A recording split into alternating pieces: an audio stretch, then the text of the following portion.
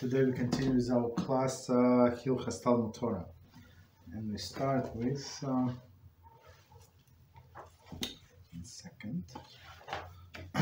this Sefer Chaim, and big topic is tell us constructive listening. Okay, constructive listening. Just as it is not lawful to speak that would otherwise be considered rehilus for a constructive purpose, so too is not wrong to listen to rehilus if the listener honestly believes that it is important for him to be aware of the information. Okay, we're going to see. This includes any discussion that would help the listener to protect himself from others who plan to harm him, or to protect others from damage about to be inflicted upon him. It is also permitted to listen to information that would be of help of rectifying the damage already done to oneself or others. In these cases, the discussion is not labeled as gossip; rather, it's for constructive speech. So, meaning that somebody will tell you, don't deal with this bank, for example. Right, you're trying to buy an apartment, house, whatever you're trying to buy, and they say, if you go to this bank, there's a closing fee that they don't disclose. Then they add 50% to what they originally told you, like something like from nowhere. So I know that you're looking for a house, you want to buy a house. So don't go with this bank. Don't go with another, whatever you want. So I had this issue, my sister had this issue, so there is no problem. So because it is for constructive purpose, if I'm not buying the house, I'm not doing anything, right, with the banks, I have a checking account, that's it. So this information would be 100% Lashon Hara, rehilus. I mean, it's not for, at least it's not for constructive purpose. But if I know that, or that person know that I'm looking for business, for a mortgage, so it would be for sure for constructive purpose. Or, for example, somebody wants to rent a hall, and he knows that you actually did some kind of celebration this hall, and he asks how this catering, how it was hall, and you can say why you ask it. Say, oh, because my son bar mitzvah is coming up in 3 months, so I want to know. Okay, you want to know, so now it's for constructive purpose. And you can answer these questions, of course, without exaggerating, of course, not because you hate the person, okay, but with all other restrictions. Okay, we stop here. Any questions on what we said, or continue? Okay, so we continue with Hilchot Talmud Torah. It's from Rambam, Mishnah Torah, and it's chapter 4, and we start with Halachah 8. So last time was very, very interesting class, very interesting halachas, when Rambam told us how a student is supposed to ask the question, how they supposed to treat each other, right? The teacher and the students, right? That they have to stand, they have to sit. Very interesting. Not to ask at the same time on all other very interesting questions. So today we start with Halachah 8. And said the following rules apply when two people ask questions simultaneously. Okay, we learned last time not to do it, but okay, they did. If one question is to the point and the other is not to the point, attention is paid to the question which is to the point. If one question concerns a matter to be applied in practice, and the other is an abstract question, attention is paid to the question which concerns the matter to be applied in practice. Okay, it's very long halakha, so let's do in pieces. Okay, so let's do this piece first. Because we're going to lose the idea if we read the whole halakha. So, okay, from the beginning, and we're going to explain. The following rules apply when two people ask questions simultaneously. 63. A Torah sage is obligated to answer all questions posed to him, regardless of who questioner is or what he asks. Thus, this halacha does not rule out the response being given to a particular questionnaire, but rather establishes priorities for those responses to be given. So very interesting. So if you see Rabbi, sometimes he answer questions and it will be a few weeks later. So no problem, but because he's a very big, busy person, Baruch HaShem, right?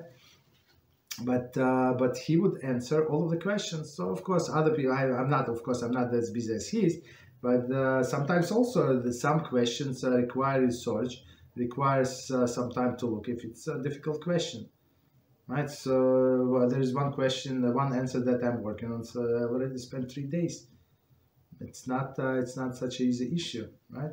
But at the bottom line, the Torah scholar must answer all of the question unless it's coming from people who is not who is just wasting time, right? Who is mocking, who's like who is trying to mock. So then you're not obligated to answer it. But if it's a true question and the person wants to know, doesn't matter how simple or how difficult the question is, so we must get an answer. Okay, so we're not talking about like this answer to this question I'm going to answer, but to that I'm not going to answer. No, we're just talking about priority. Okay, continue. If one question is to the point and the other is not to the point, attention is paid to the question that is to the point. So simple explanation. So before reading the commentary, so as we always say, let's try to ask the questions on a topic. So we finish, let's say we finish Halachah. So I would ask, you have a question on this topic. So on other topics, we can leave for till the end of the class.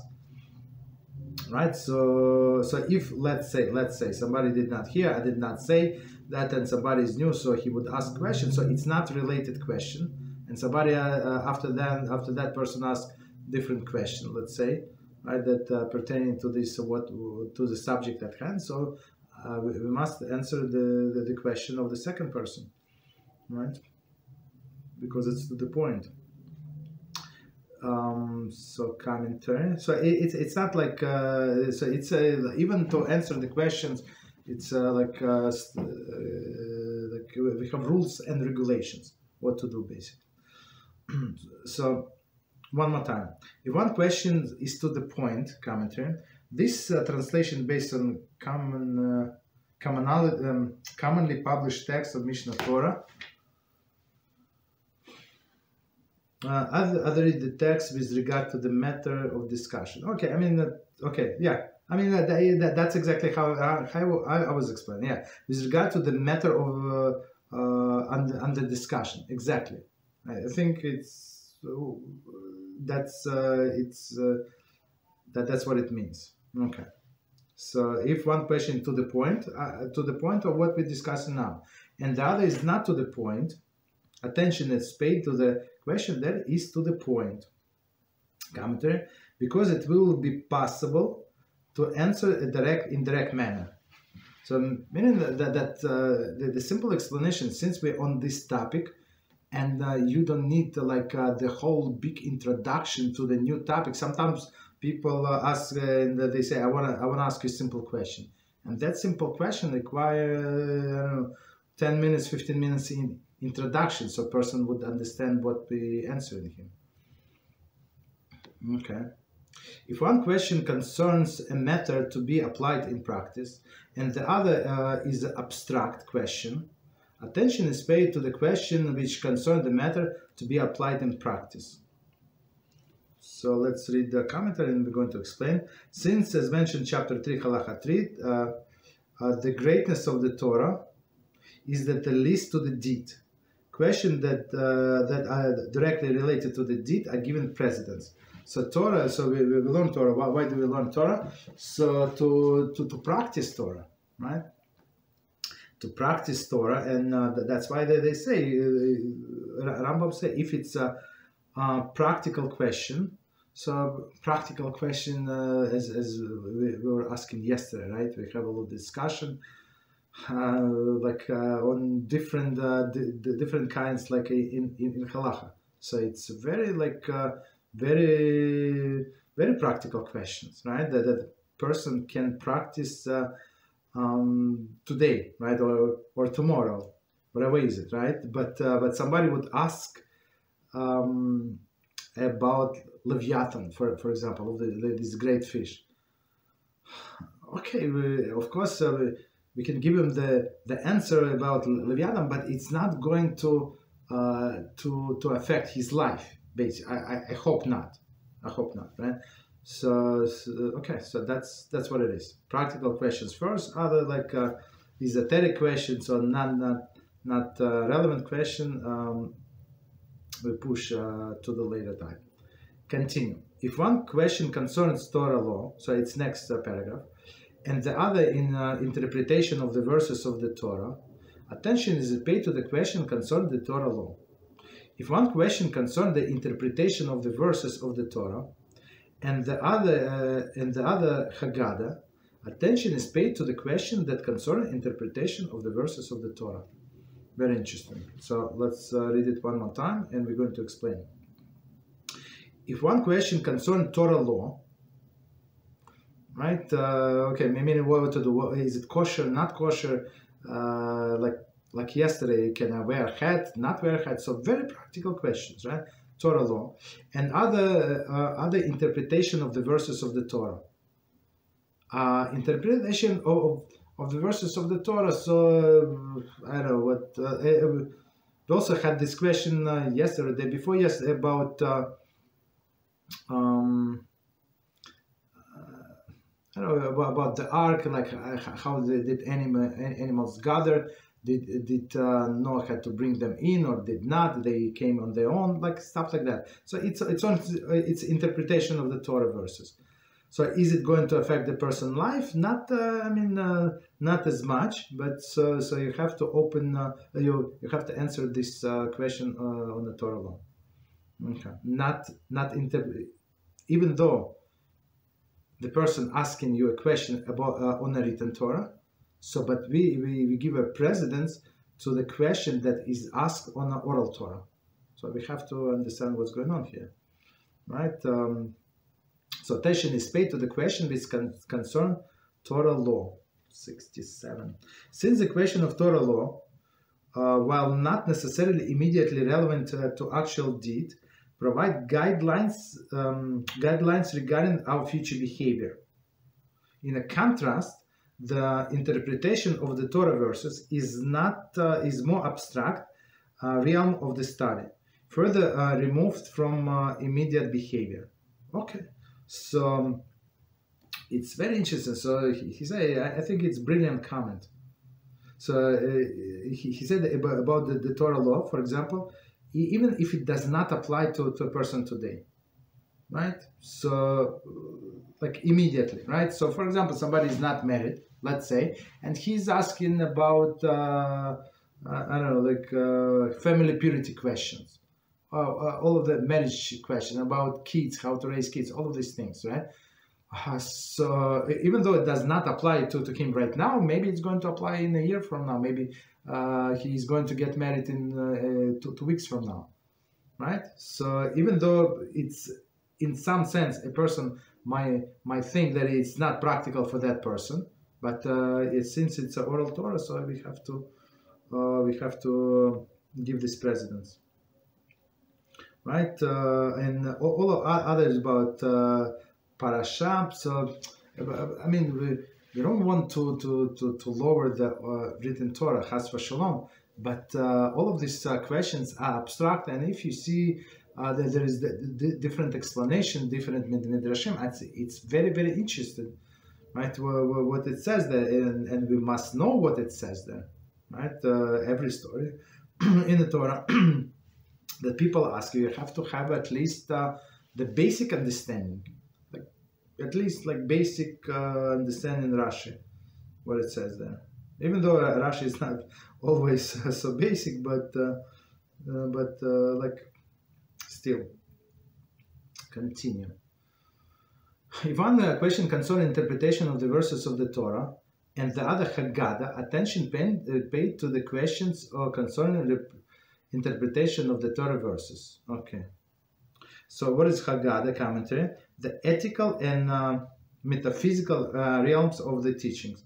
So Aggadah, it's a medrash. It's like a story behind the story. So for example, the Torah would say after these things, and the story goes. And after what things? That's how the story starts with Yitzchak, with other story after these things. And Medrash goes on and actually put all of the details, right, that written Torah skipped. So it's I think everybody have to read Medrash. There's a beautiful Medrash. I just finished class like 10 minutes before this one. So we're actually doing Novi, and we're doing Me'am Loes.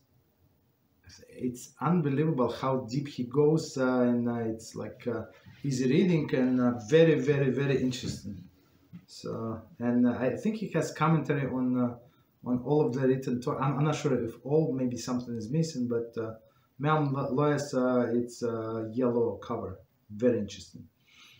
Okay, so but still, if somebody would have question on this medrash, which is holy, of course, and somebody have a question like on a written Torah, right, or like on Rashi, Rambam on commentary, so you must answer that first, right, and only after that there is Aggadah. Okay, so commentary. Though they are somewhat removed from being practical guidelines for a behavior, the former are still in a category of Halachah. The aspect of the Torah study that is related to deed and action. Hence, it is given precedence over Aggadah, whose lessons are more personal and require greater effort to internalize.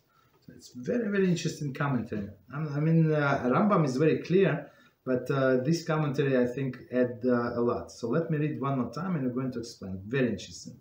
Though they are somewhat removed from being practical guidelines, right? So, meaning, as we said before, written Torah and Aggadah, Midrashim, they're not very practical. I mean, how does it apply what Abraham, how old Abraham did and what he said to his servant Eliezer and his relations with Sarah? I mean, okay, right?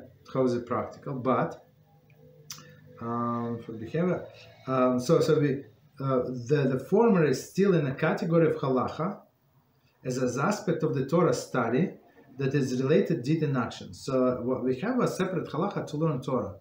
So when we say to learn Torah is first of all this Chumash, right? Study and related deeds and actions. Okay. So and some things like if you read Rashi, so he would explain that's why we do this and this, right? So still you get some halacha out of that from the commentary, of course. Hence, it is given precedence over Aggadah, whose lessons are more personal and require greater effort to internalize. So some things in Aggadah would seem like exaggerations, right? And it's not exaggerate, and it's not so simple to understand. Even though you understand all of the words that they said were said, I give you examples. So we have in this class that finished just 10 minutes ago, 10 minutes before this class. So we're learning their Kings 2, right? Kings 2, and it was if somebody learned it, it was a story about Yeravam, right? And his son gets sick. Yeravam is from Northern Kingdom, wicked kingdom, and he's the first to start worshiping idols, and he sent his wife to prophet in Jerusalem, or not Jerusalem, at least to the southern kingdom, right? Ahia, right? Ahia was his name, to ask what would be of his son, what would happen, like is he's going to recover, he's not going to recover, and the Medrash says that Ahia was blind, right? So Ahia was blind, and why was he blind? So the question, why was he blind? Because he had this bad student as Yeravam. And it says there, and same with Yitzchak, right? At the end of the days, I mean, of course, Ahia was not a youngster. He was, I'm not sure how old he was, but looks like from the story, elderly person, right? And and it says that about Yitzchak, so he got blind.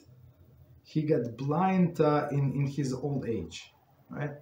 Why? Because he had the son as Esav. Of course, Rashi gives explanation because one of the explanation that the wives of the Esav would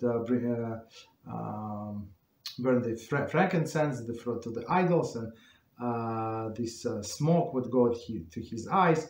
Another explanation was that angel were crying when he was during Aggadah, so some of these tears went to his eyes, he got blind. Okay, but that's not what Medrash says. So Medrash says,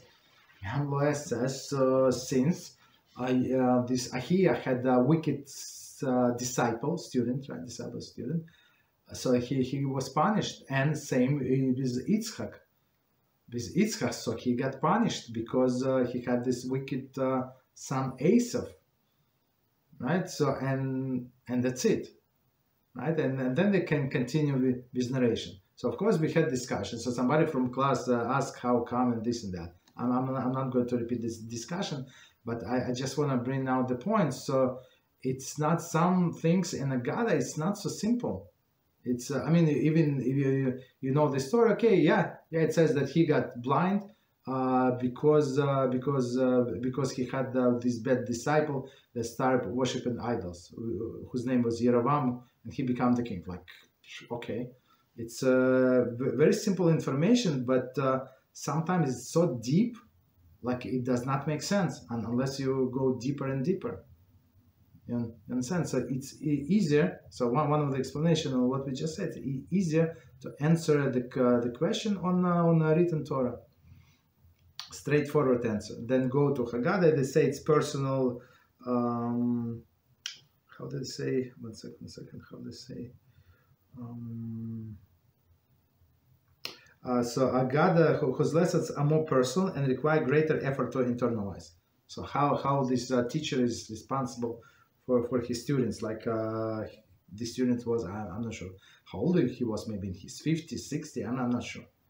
So meaning very interesting. Okay, so continue.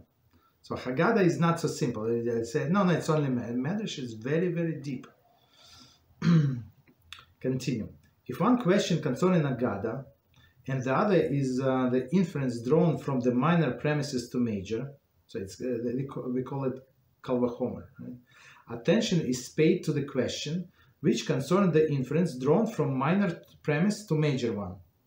If one question concerning the inference drawn from minor premise to major one, and the other an analogy established on the basis of the similar words, attention is paid to the question which concerns the analogy established on the basis of similar words.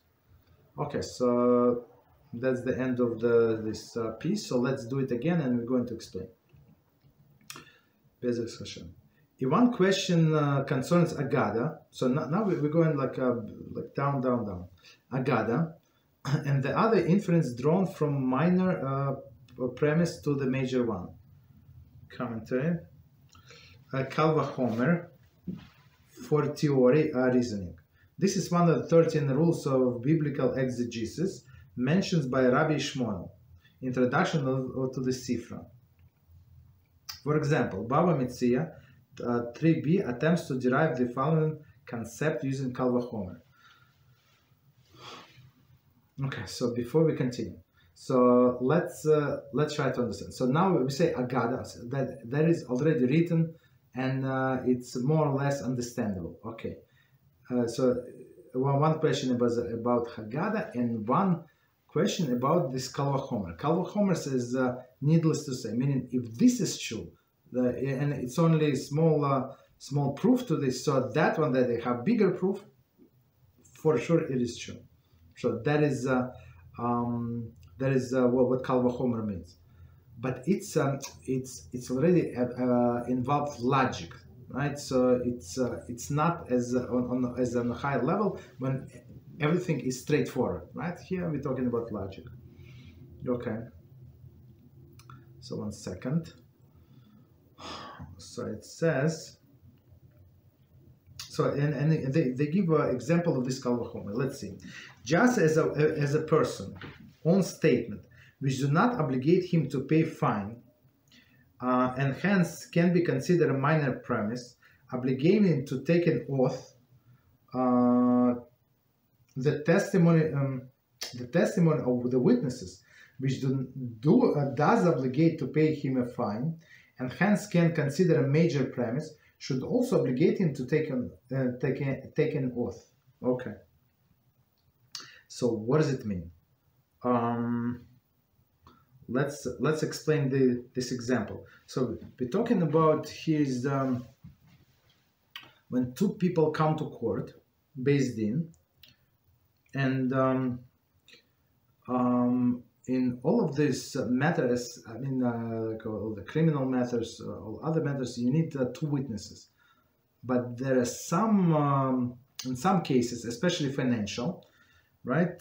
Sometimes one witness is enough, but and one of the sides must swear, must take an oath, right? So to confirm or deny the claim of another side. So let's see. So one more time, just as a person's own statement. So he said, for example, guy comes. So here's a practical example. It's from Baba Mitzvah. No, that doesn't say, but I think it's for Baba Mitzvah. No, it says for Baba Mitzvah 3b. So he two people came to the court, right? And one gang says this Reuven, right? Shimon says to the court, Reuven owes me 400 coins, right? And Reuven says, no, I don't owe you 100 coins, right? For 400 coins, I owe you only 200 coins, because 200 coins I already paid you like two months ago. That's it. Original loan was 400. I pay you back 2, so I owe you 200. So and court, okay. So they accept that what Reuven just said, right? Meaning about that that he admitted 200 coins that he still owed. So he must. So the court make him swear about the remaining. The remaining 200 coins. Okay, so meaning on his so the thing is that that court, in some sense, they accepted his testimony of a single witness, even though we just mentioned that we do not accept the testimony of single witness, but in this case we do, right? Since he admitted, and we allowed him to swear about the rest that he already paid.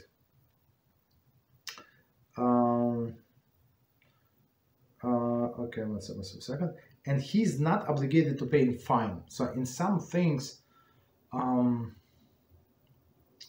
some cases, a person would have to pay fine. In what cases? Just 1 second. That he denied that he actually borrowed the money and he swears. So now he has to pay back, and I think he has to add one quarter. So, but if it's only was not proven, it's only his testimony. Just 1 second. Consider minor prayer, obligate him to take an oath. the testimony of the witnesses, which does and he's not obligated to pay fine. So if somebody testify against himself, so he's not obligated to pay any fine, right? So needless to say, when two witnesses come, right? Just one second. Consider minor premise. Obligate him to take an oath, right? I apologize. One more time the whole sentence. Just as a person's own statement, which do not obligate him to pay fine, and hence can consider a minor premise, right? Obligate him to take an oath.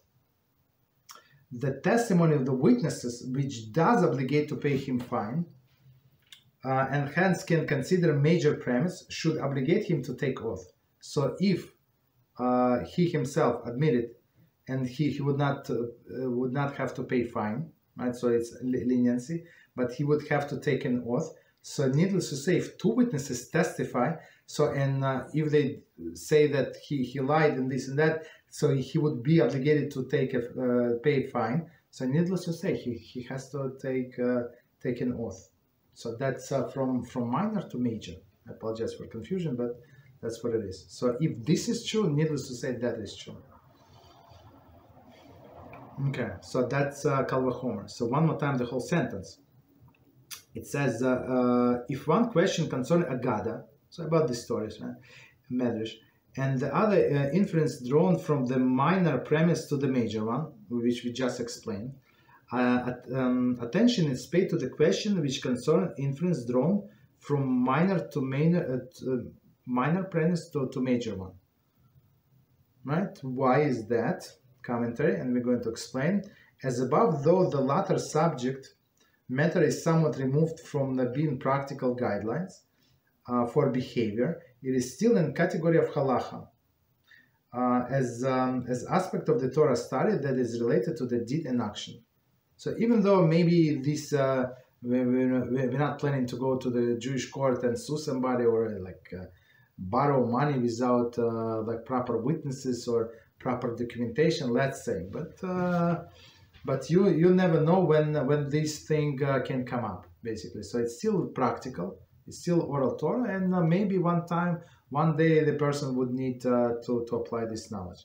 So that's why this Kal Vachomer question takes precedence over the Aggadah.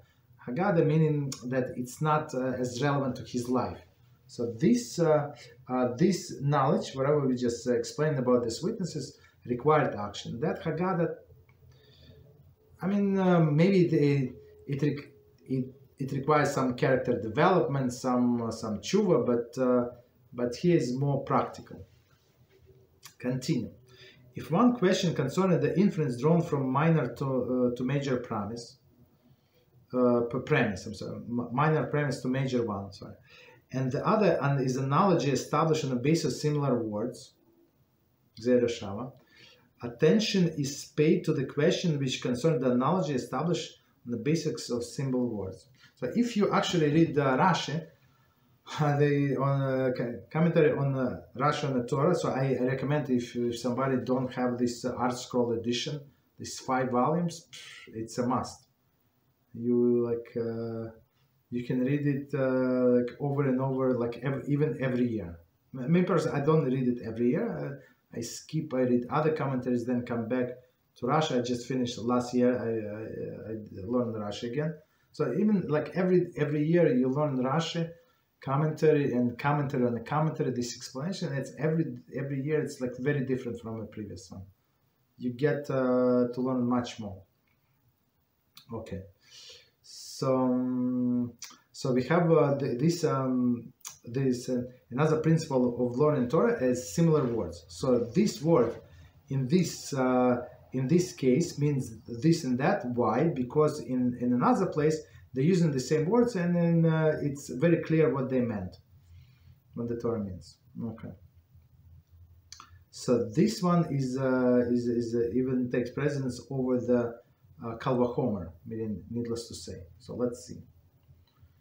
So it's called a Gezerah Shavah, similar words. This is also one of the 13 rules of the biblical exegesis mentioned by Rabbi Shmuel, cited above. By That is just a side commentary. So we actually read every day. Every day in the morning we read, not women not, as well on a Monday, but women don't read that. But men obligated actually to read all these 13 principles. It's and the end of the Karbonos, right before the Psuki de Zimra. That's last like a paragraph. All of the 13 principles, how our sages learn Torah and how do they understand. When the common words or phrase is found in two separate verses, an analogy is established between them, and a concept applicable in one can be related to the other.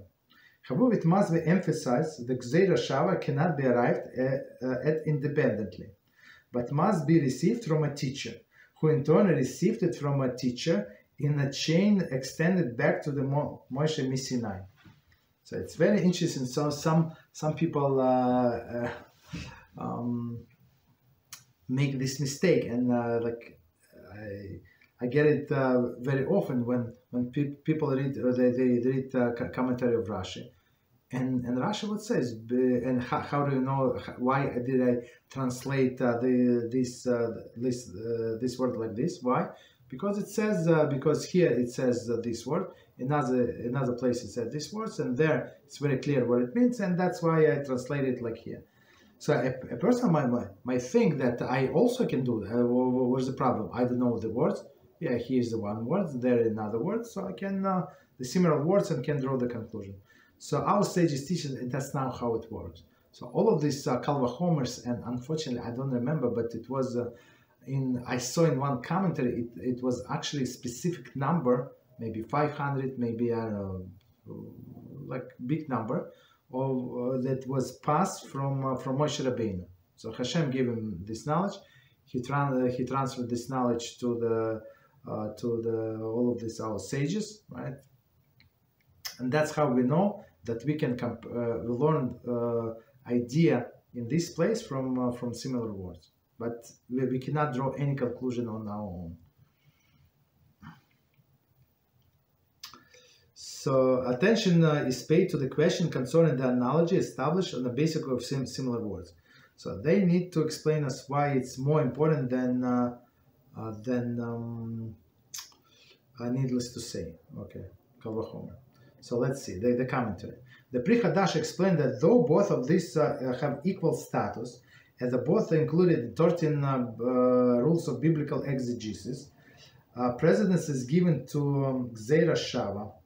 Why? A person is able to derive Kal V'chomer on the basis of his own process and reasoning.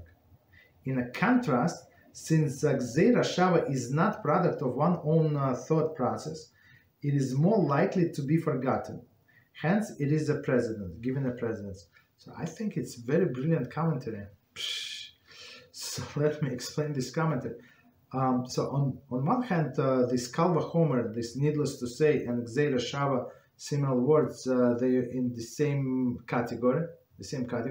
But this, needless to say, we can derive on our own.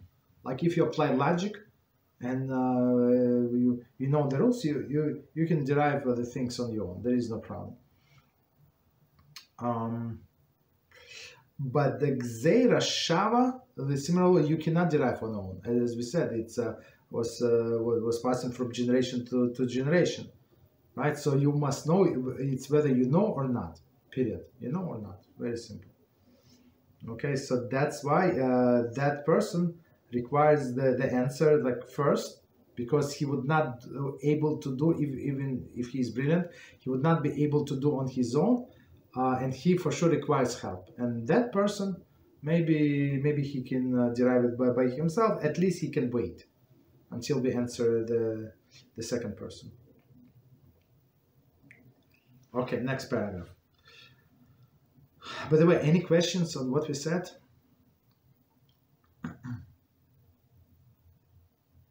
Okay, no problem. So I understand it's a lot of information, but it's maybe it does not apply to us if we're not going to answer questions. But anyway, it's a part of learning. Okay, and at least we know the gradation. What is the precedence. Continue. If one of two questionnaires, if one of the two questionnaires, one is the sage and one is a commoner, attention is paid to the sage. One student and one is a commoner, attention is paid to the student.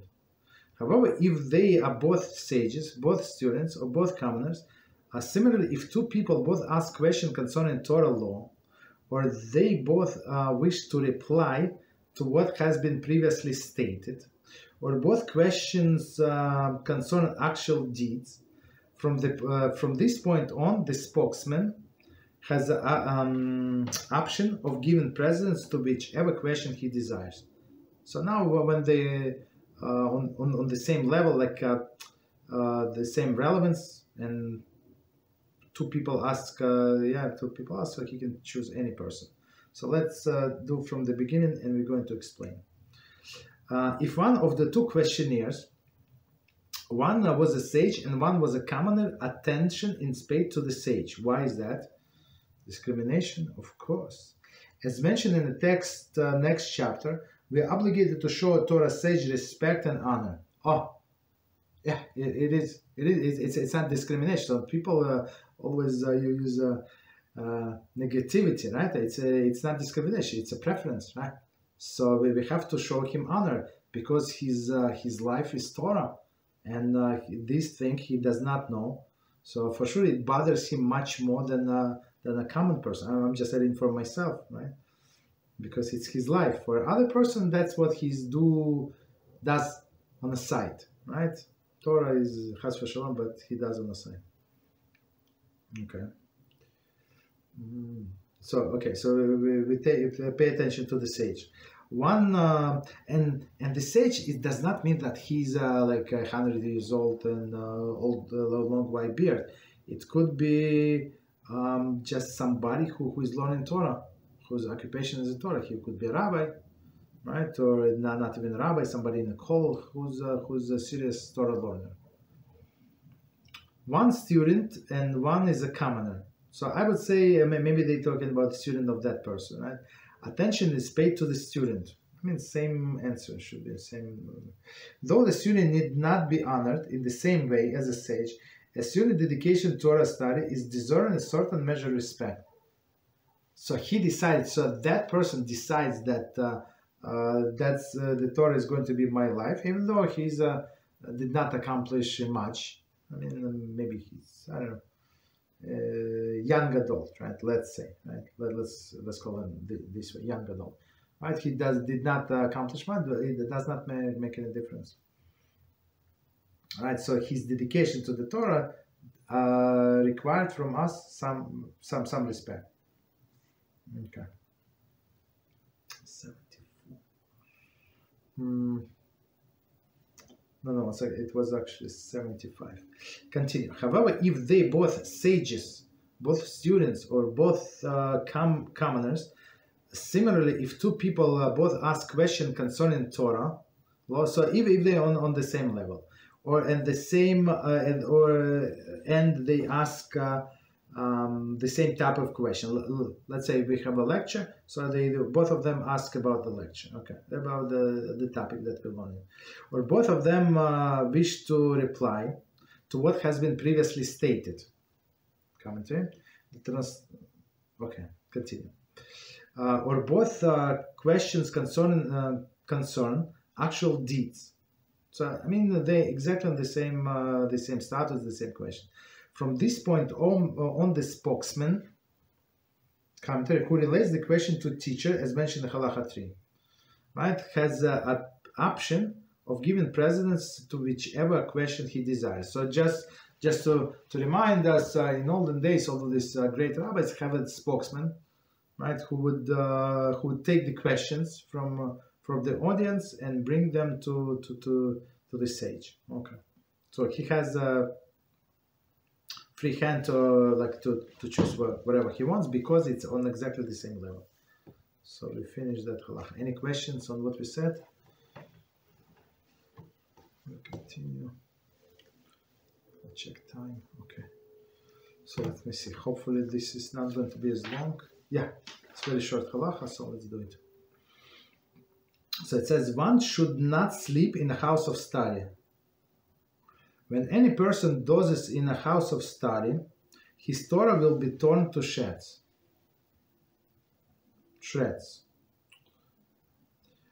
This is alluded in Shlomo's words, Shlo's of wisdom, Proverbs 23:21.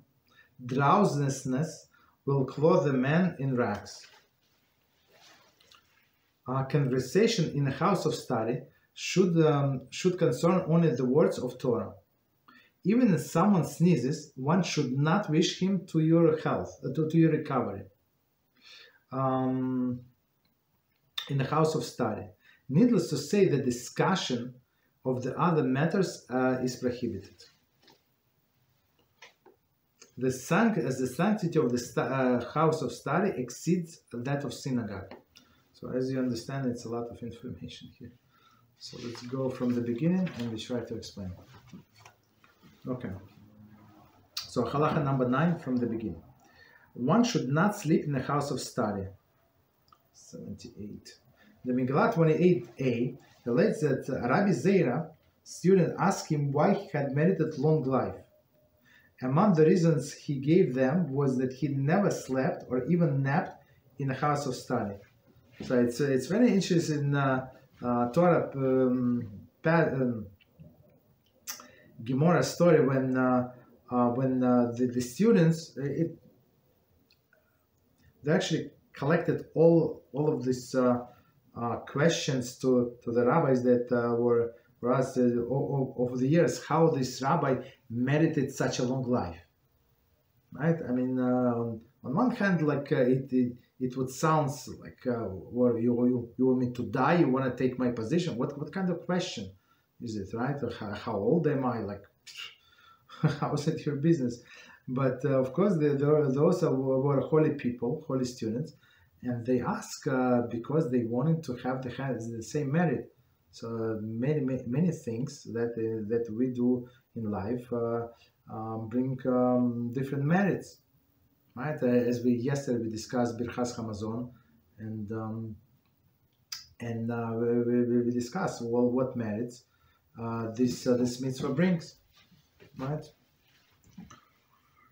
Okay, so they wanted to know why you Rabbi, why you living so long, and he said one of the reasons he gave them that I never slept or napped in a house of study. So house of study is like a base medrash, yeshiva, right? It does not have to be yeshiva. It could be a place where people learn Torah. Synagogue. So it's not. I mean, people can pray in the base medrash, but it's not the primary function is to learn Torah. I mean, you can pray anywhere. You can get 10 people in the room, and pray, or even outside. Okay, so but in base and medrash, so you're not allowed to sleep. Actually, I don't want to say no. For some people, they will if somebody is studying there full time, so we actually allowed him to take a nap, because it's like his occupation. Otherwise, he would go home and spend all of this time or go eat. So we allowed him to eat and sleep. I mean, not sleep, but take a nap. So, but these things would not be are not allowed in a synagogue. Okay, so but he acted very stringently with himself, and he said, I never slept or even napped in a house of study. Okay, the Shulchan Aruch Chaim 151.3 allows one to sleep in a house of study. Okay, Shulchan Aruch Harav, Hilchot Talmud Torah 4:12, explained that this leniency was granted when a person spends his days and night in the house of study. Right. So I mean, otherwise, like if he has to walk half an hour to his house, take 15 minutes nap, half an hour nap, and go back. So it's like what waste of time. Right, so they say it's better for him since it's his life is here. So let him take a nap, let him eat, let him do whatever he needs to do, and there is no problem. But for common people, it's absolutely not allowed. Okay, 78. So, okay, so continue. We finished with this comment. One should not sleep in a house of study. We explain. When any person does this in a house of study, his Torah will be torn in shreds. So that's a very serious statement. His memory will become faulty, and he will be able to recall only what he has learned in certain times. Rashi Sanhedrin 71a.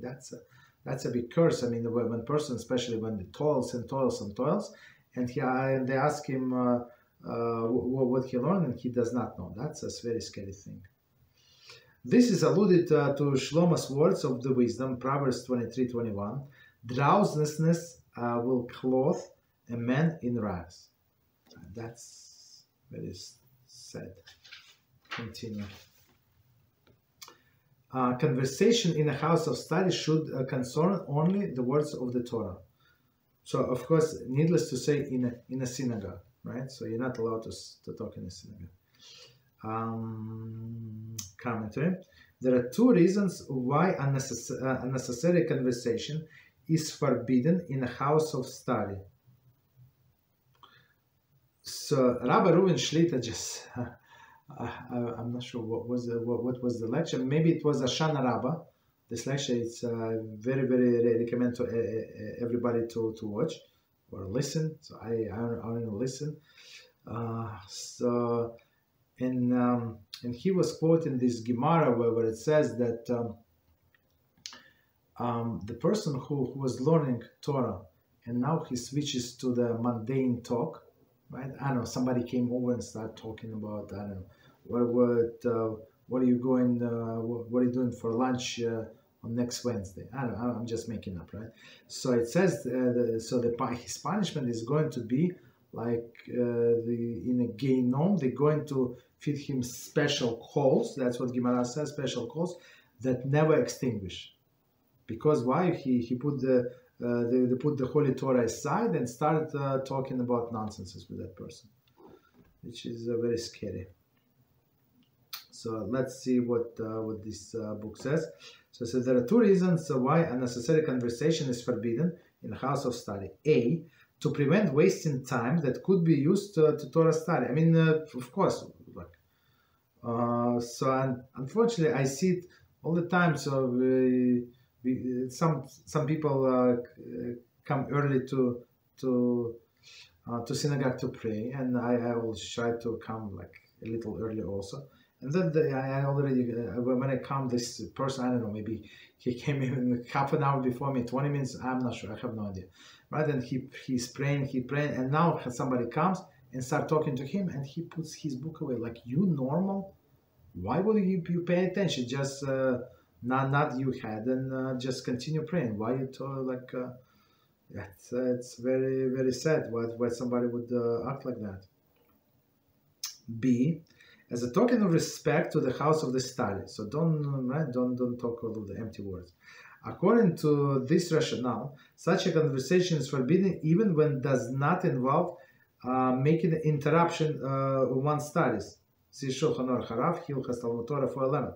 So it's like, let's say he takes a break in this yeshiva, in this house of study, and he starts talking about politics, let's say. I don't know. Right? That's a big issue. So not even though he's not. So if he put the Torah aside, that's a big problem, that big issue. But even he did not. He was on a break. Still a problem. Continue. Even if someone sneezes, one may not wish him to your recovery. Commentary. This is the Talmudic equivalent of Gesundheit or God bless you. Right? We say labriyut, right? Be healthy. Okay. To your recovery, even though somebody sneezes, one should not wish him to your recovery in a house of study. Commentary, Brachas, Talmud Brachas, 1 second, relates that this rule was absorbed by Rabban Gamliel in a house of study. So okay, so he's not going to die.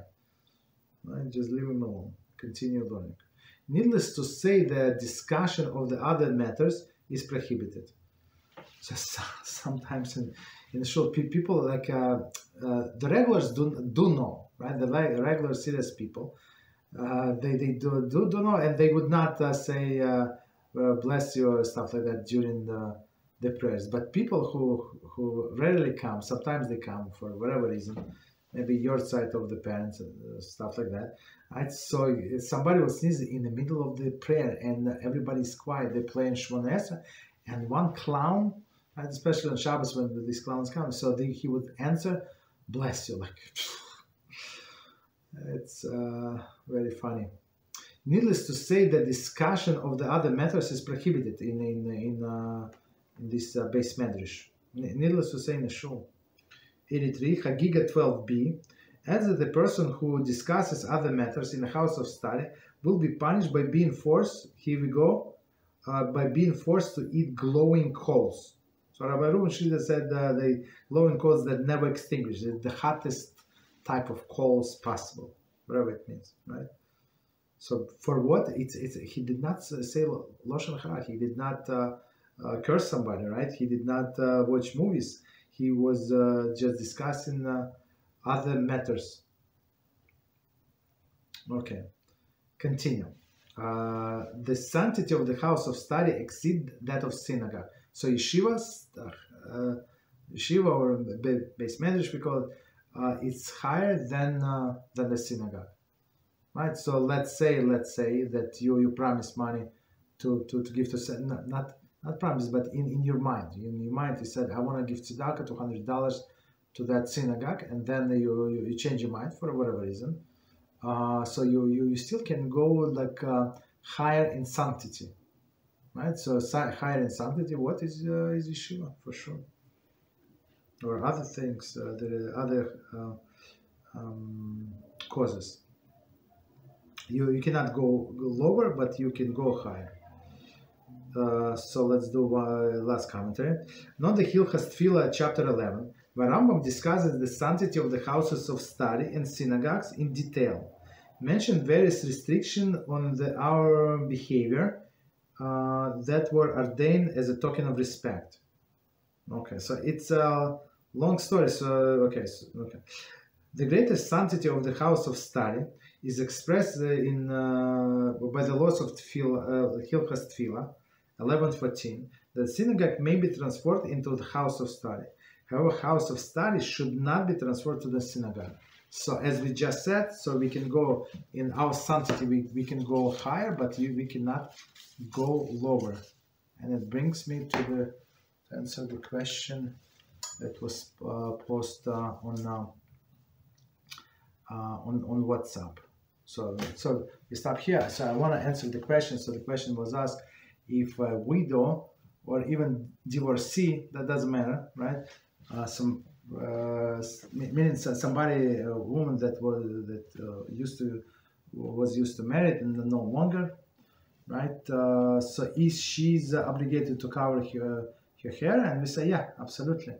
So because she went, and that's exactly like that's how I remember, because the connection what we just said, b'siyata d'shmaya, right? So because she went in a sanctity, she on a higher level, so she cannot go down. So she has to keep this standard of sanctity. But of course, we tell her is if she needs to go, if she wants to remarry, right? And we encourage people to remarry, of course. And so for this for the date, at least for the first date, if needed, so she can come without head covering for sure.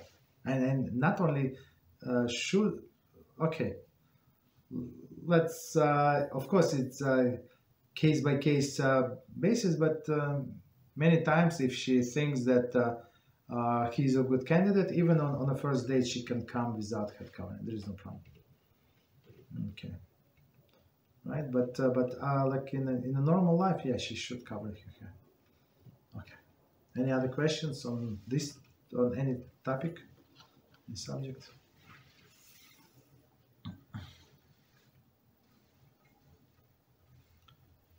Okay, so if no questions, so we can stop here.